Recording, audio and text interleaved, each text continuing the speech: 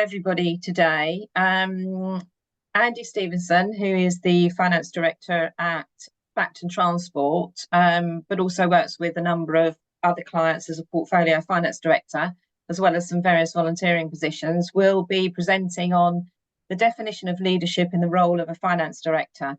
So we aim to facilitate this as an interactive session.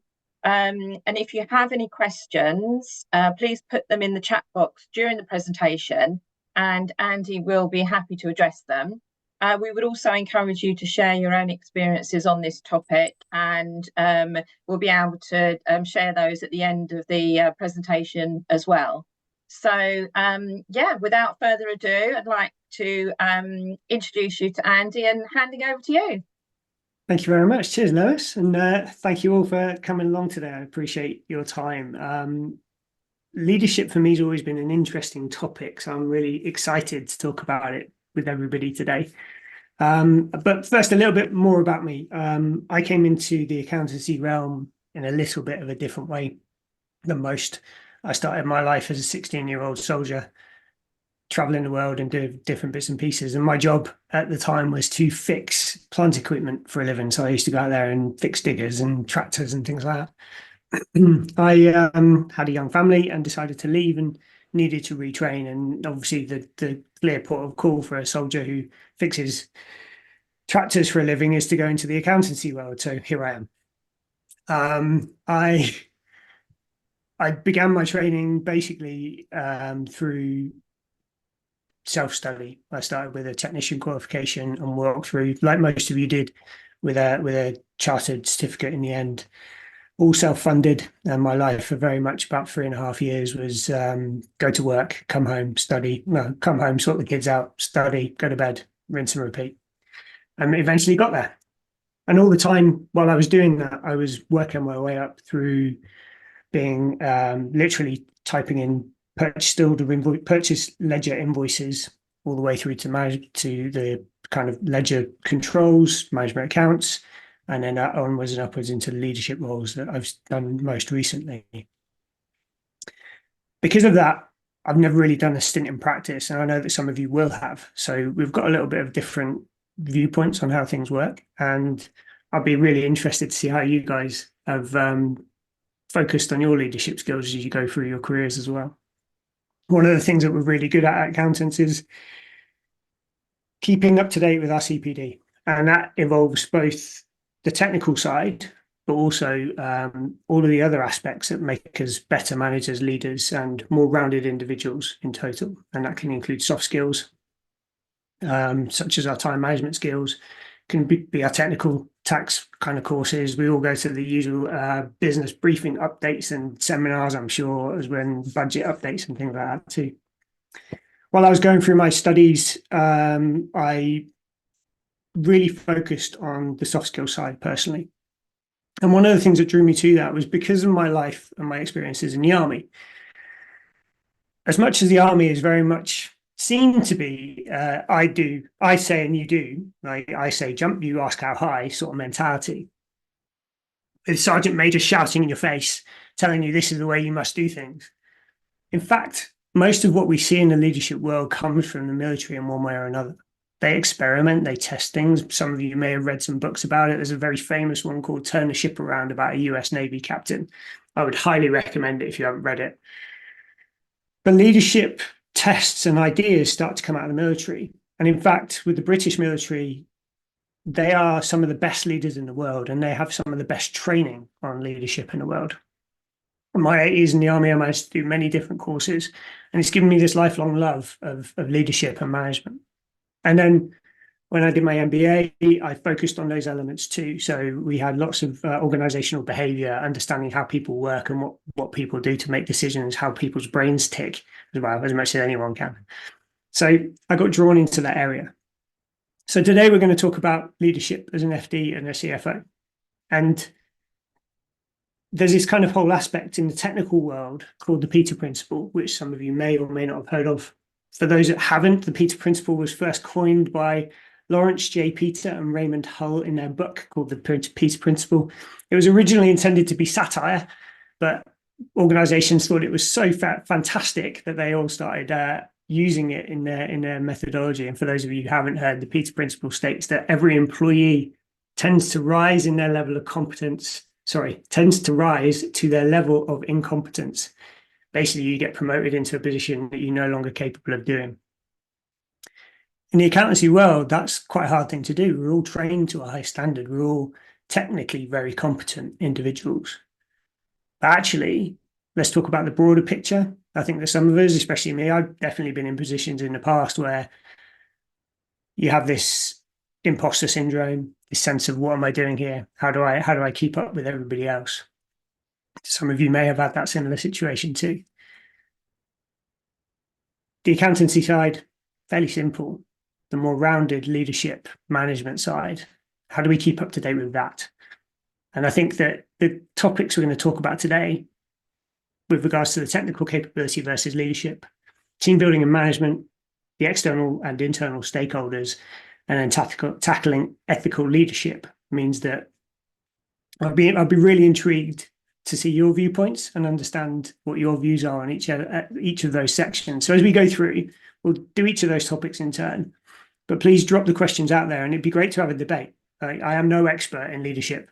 I like it, I enjoy it, I study it, but I've made mistakes, some significant ones. I've also had some incredible successes, and I'll give you a few examples of those as when we get the time to come up.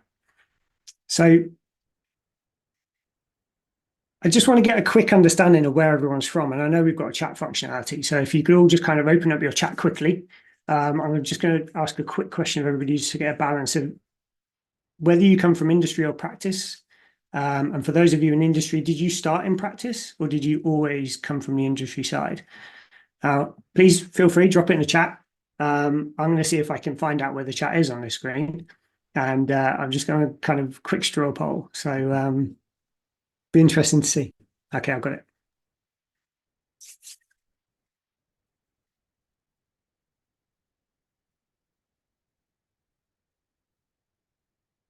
Much more industry from day one than I'd expect, to be honest. It's my suspicion coming from industry that the people who have had the opportunity to go through practice to any particular level, whether that's been through a manager level or even to partner or the director level or partner level, it's my suspicion you get quite a lot of broader training than just a technical accountancy. I don't need to know. I don't need another chat kind of cascade. But for those of you who have been in practice, give us a nod if that's the case. Yes and no's. Okay, mixed. I'm intrigued. That's good to hear. This is going to be an interesting session. Okay, so for those of you who have been in industry all the way through, are you self-taught or have you managed to get away and get some training on leadership, or is it just literally a case of how we treat most of our staff? Because this is the way that I experience leadership in an industrial world, is we expect everybody to be capable technically, and that whether that's in a legal, I've done many different industries, but whether that's as a factory kind of operations manager or retail area manager or any kind of customer service role, for example, we expect people who are fantastic at what they do. This is a Peter Principle in action. Fantastic at what they do to be really good managers. You are a really good welder, therefore you will be a really good foreman looking after welders, or you're a really good customer service representative, therefore you'll be great at managing a team of representatives. In our world, that's the same too. People are fantastically capable accountants.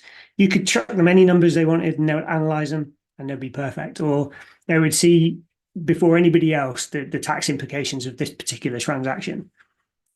And therefore we go, well, you're fantastic. You should be a manager. You should crack on. And this is the first kind of section that I wanted to talk about, really, and the fact that getting away from the Peter Principle is really hard to do because we are stuck in our own days. And now we're in a position to actually give people this training. How many of us put our teams through this training? How many of us stand up and can, on hand on heart, say, for all of those really technical, capable people that I want to raise up through the ranks, I'm going to give them the soft skills training and leadership training they actually need? And when does that transition happen between technical capability and leadership? Does it happen as you become a team leader or a manager? Does it happen as you become a director? At what point do you start needing the leadership training? Now, I would argue you need that leadership training literally from day one you walk in. It doesn't matter whether you are a purchase ledger clerk, a financial accountant, or a management accountant, whichever stream you choose. We all need that skill. And it's not just because in the future we may be hiring further people and giving them leadership management skills and needing leadership and management skills to get the best out of them. It's also about operating within the business through all the different levels, communication, and managing across the business. My personal journey, because I've been quite heavily invested in growing my own leadership and management skills, and I get the advantage of being in the army, which a lot of people have not had. I've really relished the leadership side. In fact, so much so that I relish the leadership side and getting more out of people more than I do the accountancy side. I'm an okay technical accountant. I'm not ever going to be setting the world on fire with my technical accounting skills. I'm pretty good on Excel, but the best thing that I do, the most satisfaction I get out of my job, is to get the best out of people. So, first section, I'm going to take a little bit of a pause here, been a little bit meandering, talked about myself, talked about the best of others and leadership, and a little bit about the Peter Principle. But ultimately, we're all responsible for getting the best out of others. And I'm intrigued to see where you guys would think about when's the best time to introduce technical capability versus leadership, and what we can do to help others achieve their best. So I'm not sure whether it would be wise, but perhaps for those of you who do have a view on this, you might want to unmute yourself and please drop your name, tell us who you are, and put your point of view across, or ask a question. Leave it open now for a couple of minutes. So Jan says, guessing the best out of people by spotting talent. There's enough white space for all here. Jan, do you want to extrapolate on that first?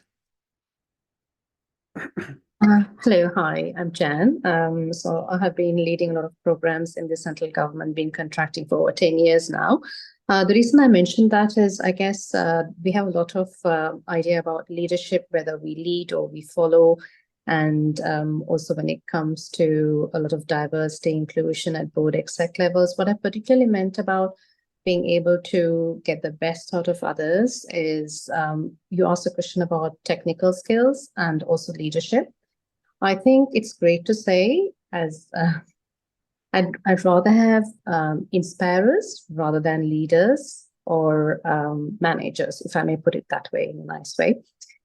Because if, let's say, someone at a very senior level talks to me about strategy by keeping meetings really short, by having very few meetings with me, by at least at 90% of the meetings talking about strategy and being very involved, also rolling up their sleeves and setting an example by actually working, by attending few meetings and keeping hiring very short, by giving people a lot of opportunities, embracing talent, which is what I meant about white space for everyone. I collaborate a lot on LinkedIn. Feel free to connect with me on LinkedIn. And I find a lot of people saying leaders could take more risk in terms of, if you look at the job market at present, we would say most of us are waiting to see what others are going to do. And then we're going to jump in when someone else jumps. So this is where my leadership comes in. So do we have to follow, or do we have to lead, or do we inspire? I would choose inspiring, because inspiring is where you actually do what is best by looking at a holistic approach with your critical thinking. You, rather than telling others or complaining, you lead with a positive mindset and you inspire others to follow you. That way, you're not actually telling others what to do, and you leave it to the person on the receiving end to feel more included in the approach, and they become better, whole-rounded leaders that way in finance, particularly, I think. Finance has largely been about being data suppliers. Now it's moving to collaborating, and I have been a finance business partner across my 10 years of contracting in a variety of industries. What I've noticed is, because we are not talking a lot about continuously learning every day. For example, in my case, every day for at least 1 hour, I look at what industry is happening, industry insights, I look at LinkedIn, I learn, I continuously unlearn, because I think I've got a long way to go, and that's going to be till my last day in my career. And I constantly fail, I constantly learn. So when I say white space, it's about in companies giving people a chance to talk about what mistakes you made, maybe once every 2 weeks in a month, bi-weekly. We often talk about successes, and that puts us in a very scary space, thinking, oh, I've got to be perfect. And that's where the competition comes in, because we have made the process to be a leader. I'll be very quick. Sorry, I'm taking too much. We've made the process to be a leader very hard. We rather make it very simple to get to that elite group, maybe not call it elite anymore, maybe inspire people to get there in their own way, but also make the journey simple, easy, and engaging. That's where I think people won't feel competed, because we have made the journey hard. That's when I think, gosh, I've worked so hard to be a finance director.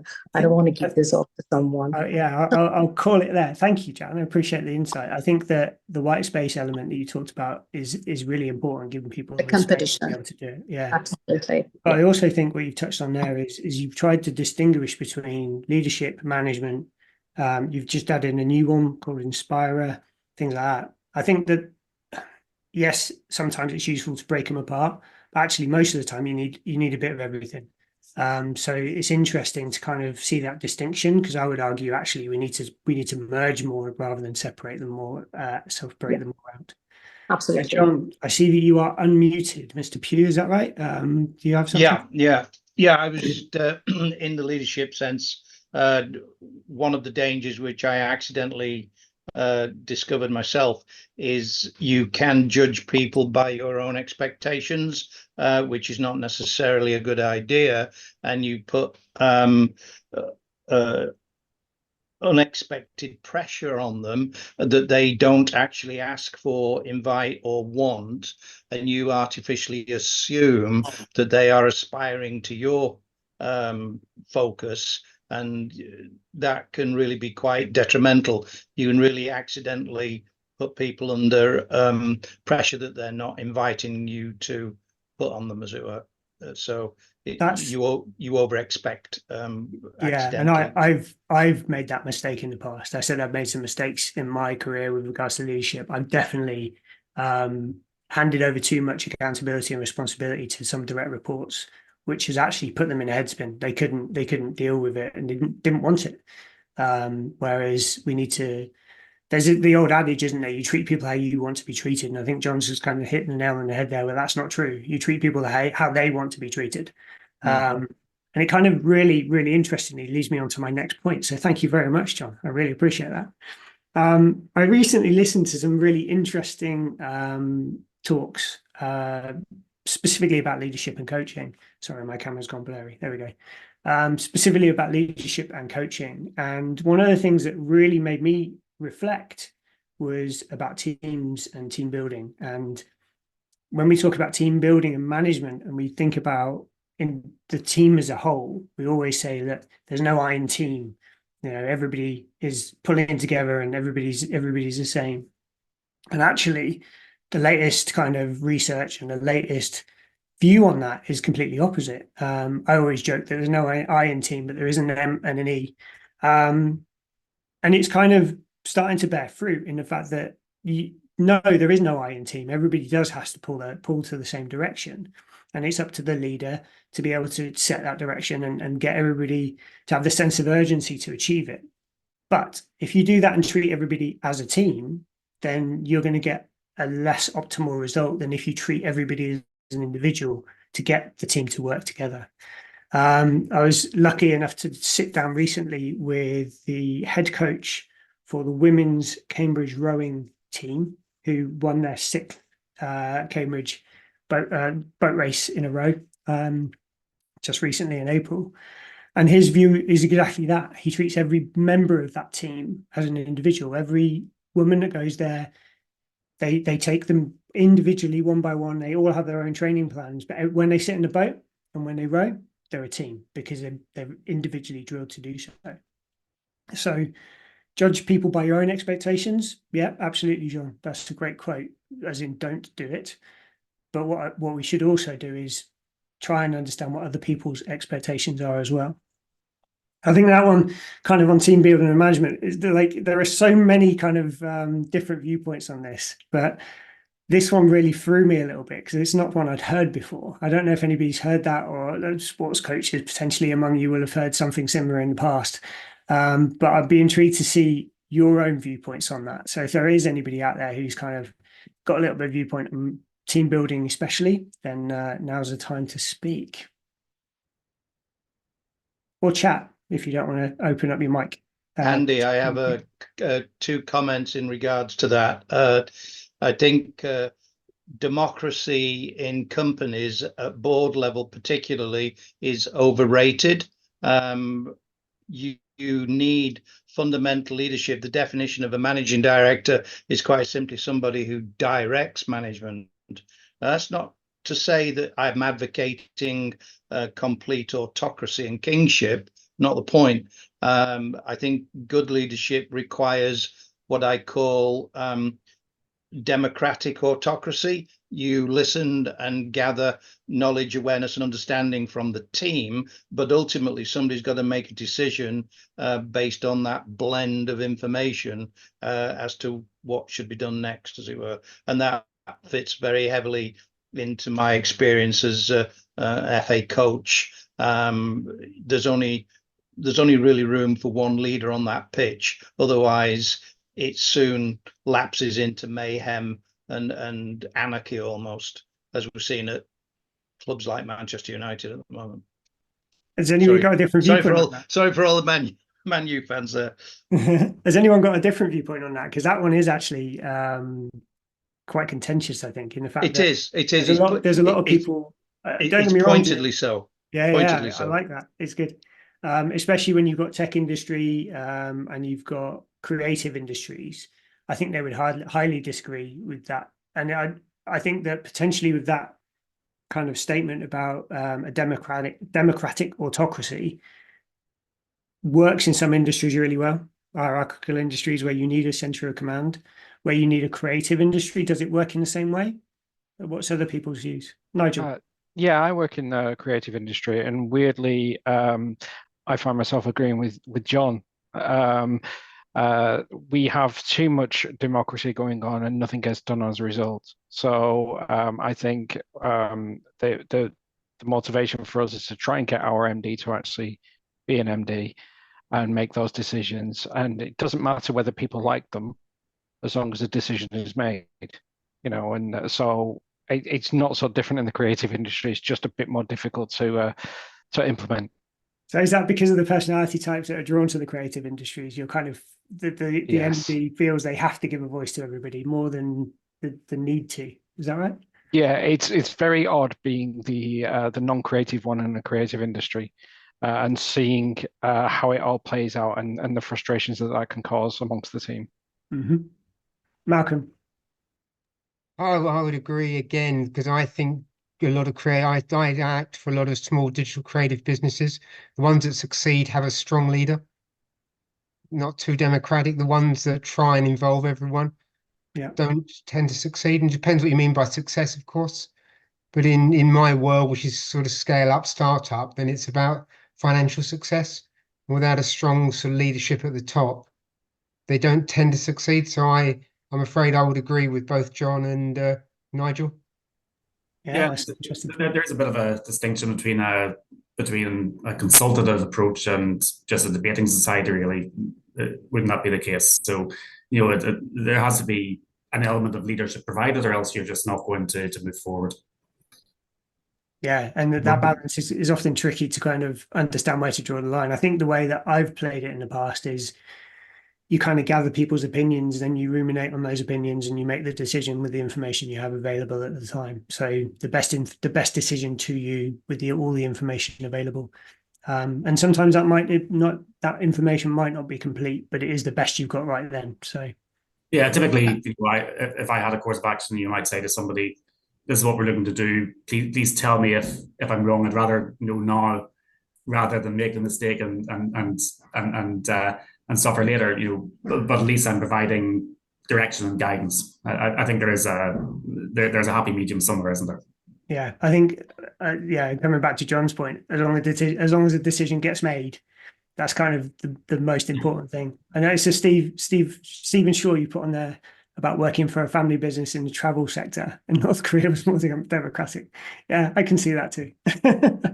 Family business. Andy, there's you may already be aware of this being ex-army, but and it is it's not hearsay, but if you have an individual that pulls on a heavy weight on a rope, we'll just say 100 pounds, they pull it with a degree of effort, and then you put the team on the same task, they only manage to pull something like 80 pounds, because you are not actually identifying the shirkers, those who are not engaged, those who are pulling in the wrong direction, etc. So what I'm saying is leadership is you also need to identify the inherent capabilities within the team.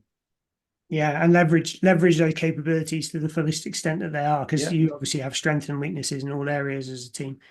It's interesting. I mean, I'm kind of going off my topic here, but when we're hiring, I've made this mistake in the past. We often hire people who look and act like us, and I think that to get a diverse range of skills, diverse range of thinking, I've had to throw myself out of my comfort zone a little bit 2 or 3 times now, just to make sure that I kind of do get a balanced team. Otherwise, I just end up with a bunch of me, which is not a good thing by any stretch. Trust me. So yeah, it comes from kind of not just a leadership type, but also bringing the right people onto the team in the first place. So, okay, before we move on, any more quick points on that topic? Okay, this is the bit where I get you guys to run it, because I've been quite lucky in the past. I've done some work with cooperatives where we've had lay people as shareholders. I've done some work with some very large corporates, but still family owned, and shares all owned by many members of the same family, and kind of £500 million business. But I've never had to deal with publicly traded shares and external shareholders. So I'm intrigued to understand, for those of you who have done that, when you come to leadership and taking control and coming across as trustworthy, as what's the word I'm looking for? As in control of the business that you're talking about. How do you go about doing that? There's an extent of obviously knowing your numbers, but leadership isn't just an internal thing, is it? Oh, we have silence in the room. This isn't interesting. I'll say in dead short, under promise and over deliver. Best way to build external confidence is always don't get carried away and think you need to stick up the biggest set of numbers you can, and everyone thinks you're amazing. It's the worst thing you can do. Under promise and over deliver to external markets, and if you keep doing that year after year, you'll be fine. That's a really interesting point. Thank you for that. Yeah, I mean, I'm an optimistic guy, so I would always be the one that goes the opposite around, and probably end up falling on my sword because of it. So I appreciate that. I appreciate that tip, a bit of advice. Thanks, Ian. Any other different views on that, or any kind of anybody backing up Ian there?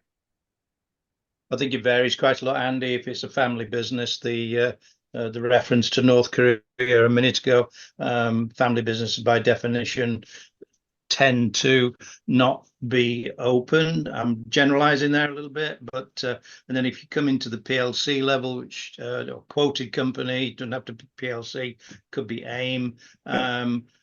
Increasingly, the leadership aspect is perhaps, I'll use the word made slightly diluted, or I won't say redundant, but certainly diluted, because a lot of it is governanced by compliance, and governance in itself, social responsibility reporting. So I'm deeply concerned within business generally. I run my own property company, etc., and I'm still at the director level, and I do feel there's too much, particularly from stakeholders, not just shareholders, where the tail can wag the dog, and you see this in the private private equity industry, and also in the investment banking industry. It doesn't necessarily get driven by commercial agenda. It becomes personalized. So, leadership there is really problematic, really challenging, because you might have to comply before you follow your intuitive Del Boy instincts, which might improve the performance of the business, but you're being handcuffed by your stakeholders and your shareholders in an inappropriate way. It's a very, very difficult. That is when you do identify what difficulty leadership is all about. Yeah, I think the most difficult one I've had to deal with recently is a family business. So going back to that kind of small size, where it's quite a fractious relationship between family members, and managing that group of stakeholders is extremely challenging at times. Purely because, and I'm sure this scales up and down, but purely because the conflict between the stakeholders means that there's conflict in the way that they should run the business, and therefore there's conflict in the expected results and analysis that come out of the team that I lead for those guys, as well as kind of keeping on side the other external stakeholders, so the auditors and the banks and things like that. So that's always tricky, isn't it? It's just keeping that balance, and that, I guess, is that the key term when it comes to managing stakeholders, both internally and externally, is just keeping that balance kind of quite well, to try and keep that communication, that relationship in balance across the board without necessarily causing too much friction. I mean, ultimately, at one point, you're going to have to take a side, but yeah, hopefully it never comes down to that kind of crunch element to it. At the danger of monopolizing the chair, sorry, but I think if you're in that position, you have to state your principles at the outset. So in my last appointment, I refused to report to the board. I said I will report what I'm doing, but I will not ask the board for permission to do it, because then you dilute your capacity to be that natural leader in the economic, sort of development of the company, because those stakeholders and those shareholders are often meddlers, well-meaning or not, rather than actually, so kind of like buy the dog, bark yourself. So I think my advice would always be, day one, if they're not prepared for you to do it your way objectively, then don't take the job. Yeah, I would agree. Andy, can I just add a couple of things, if I may? Please. I think I found certainly over the last sort of 3-4 years, things have become more kind of data centric. And, as finance professionals, we have access to better analytics, certainly in terms of reporting and FP&A, and then, and taking kind of quite raw data and then presenting it and articulating it in a way that can be consumed by board and by owners and leadership. So, I work generally in the SME space, so anything up to kind of maybe 50 million turnover. And I've always found, especially recently, that if you're able to show the numbers and give a story behind the numbers and communicate them and articulate them in a certain way, then the decision becomes slightly obvious. And you're always going to get pushback, but I think that helps you to actually push the business in a way that you want to push it. Yeah, there's a whole adage of being able to you can basically ask data to kind of put your point of view across, depending on whatever that is. And I've seen some very interesting examples of that. And yeah, I think you're right. We are becoming more data driven. I think there's a lot of one of the things that I find working for Bacton Transport is that those guys have so much data and no real way to leverage it. The way they leverage it is through very manual extracts, very, very manual processes, and then they're limited by resource. The bottleneck is the people. I think that over time, with all businesses, especially kind of in the modern era of new technology all the time, Mitesh, you're absolutely right. That data-driven decision-making is becoming more and more prevalent, and it's less and less gut feel and an instinct, and more, okay, we'll prove it. And I've been in a situation where I've had to ask that question a couple of times, like, okay, we'll prove it. Let's see what happens. Is that your viewpoint too?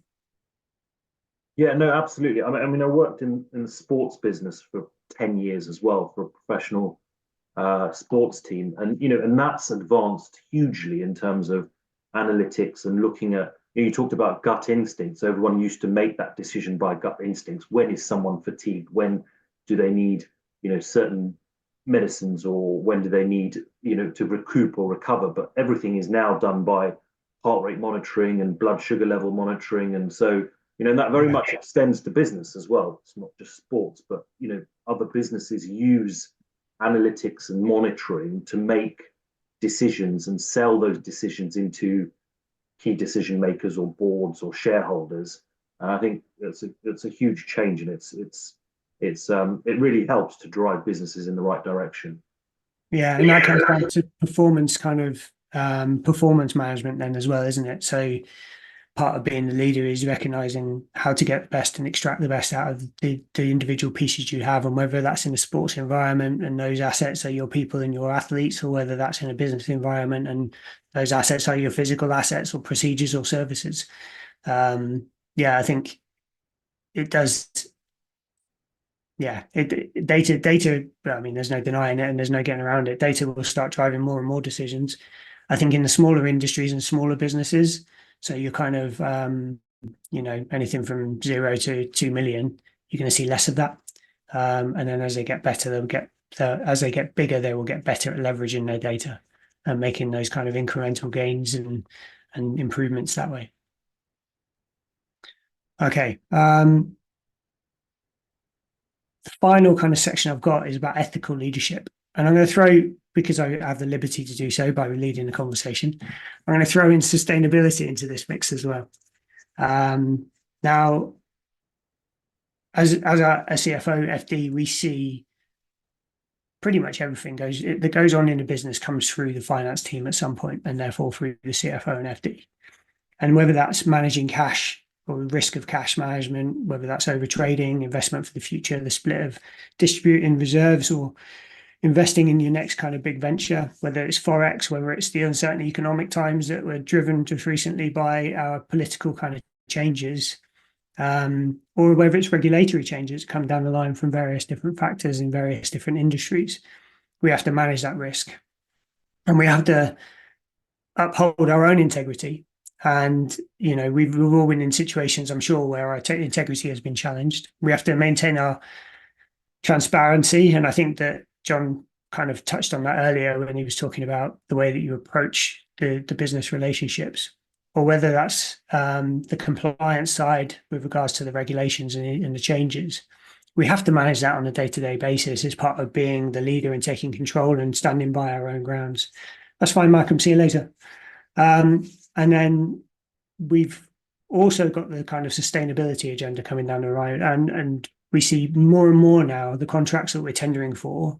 Right at the top of the list is what are you doing in this area, and whether that's, are you building a warehouse that's massively sustainable and green, or are you running trucks that run on water and all this sort of stuff. You kind of, as general culture of the country starts to embrace the green agenda more and more and more, is that then what we expect for our own businesses? And do we believe in that? And if we don't believe in it, how do we lead ethically?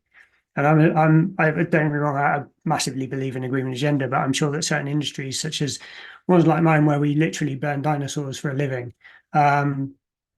we have to be at the forefront of the green agenda. So that's all in our heads at all times. But for certain industries, perhaps in the creative industry, Nigel, where most of it is just electricity and computers, how do we make sure that we lead our own businesses, our industries, our own lives, to make sure that there is still a planet to exist in the future?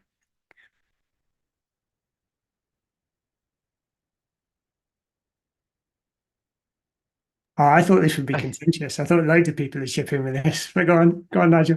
From a creative industry perspective, you're absolutely right. It is effectively, it's it's maybe a bit of travel, it's electricity, it's computers.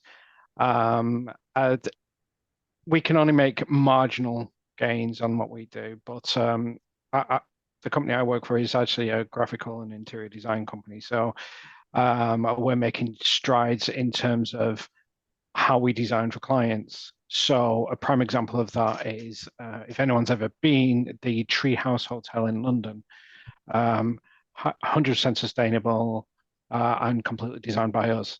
So even if we can't have much of a huge impact from our own business perspective, we're constantly looking at ways we can have an impact for our clients as well. And that, we're looking at getting B Corp status. So we need to be doing these things anyway. And I think that's a key, that should be a key driver for a lot of people. The generations that are coming after us are looking for companies to be more responsible, and certifications like B Corp are probably where we can have the biggest impact by focusing on how we achieve them. Yeah, I work with a digital market agency who's gone through the B Corp route, and they've seen a similar thing. So, Stephen, you've kind of mentioned there that funding's tight. Yeah, how do you balance that with the needs of the kind of many to the resources that are available? Yeah, it is difficult, and I'll give you a classic thing about central government planning. They recently announced this year that they would give a grant to schools if they would be willing to install an EV charger in the playground. And thought, oh, that's really good idea. Obviously, the downside was it had to be available to the public 24 hours a day. And of course, as everybody knows, school sites are secure and get locked at the end of the school day. So it was a non-starter for us. A really good idea, something that we and our staff and employees could take advantage of, but it just wasn't practical because of the conditions put on it. Yeah, the limitations. So yeah, jumping through hurdles for government grants is a challenging area, regardless of the industry you're in, I think. But yeah, that is always a tricky one. So does anyone else kind of have the issue of managing resources versus the aspirations to do something greener?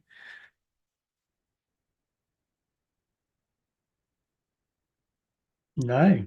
Okay, interesting. No, I didn't want to monopolize, Andy, but there's a lot of misinformation out there.